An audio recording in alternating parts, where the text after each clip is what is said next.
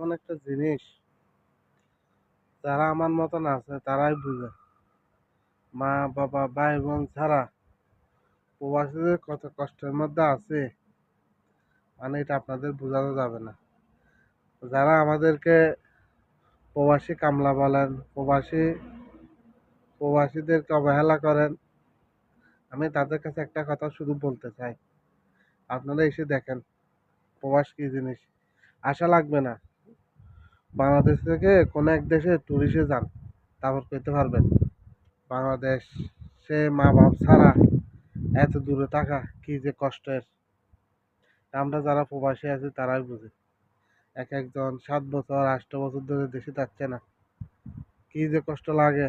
বাড়িতে একটা অনুষ্ঠান হলে, একটা ঈদ হলে কি যে কষ্ট লাগে, এটা আমরাই জানি।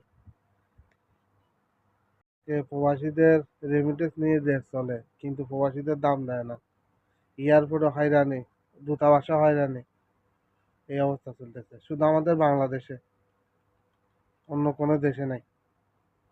এরা প্রবাসীদেরকে যে সম্মান দেয় অন্য দেশে, শুধু আমরা বাংলাদেশের যত ভেজাল।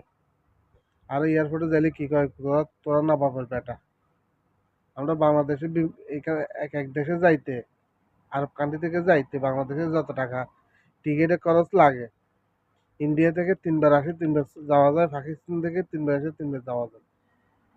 দুনিয়ার ভেজাল আমাদের বাংলাদেশে। এরা সিন্ডিকেট করে শুধু প্রবাসীদের উপরে মানে গলা চিপে ধরবে। কিভাবে যে মানে টাকাগুলা গলা দিয়ে চুরি বসে এই টাকাগুলো নিয়ে নেওয়া লাগে, এই অবস্থা। আমাদের বাংলাদেশি প্রবাসীদের দাম দেয় না।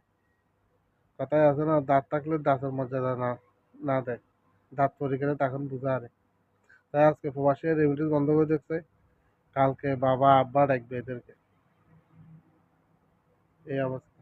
আমরা বাংলাদেশি প্রবাসীদেরকে যত হয়রানি করি, এটা অন্য বিশ্বের কোনো দেশে করে না। এরা মনে করে প্রবাসের কষ্টের কথা মানুষ যদি বলতে যায় শেষ হবে না, শেষ হবে না। এই আজকে 27 বছর ধরে যে কষ্ট পাইছি আসা পর্যন্ত, মানে এটা যদি আমি বলতে যাই তাহলে একটা ইতিহাস হয়ে যাবে, একটা ইতিহাস।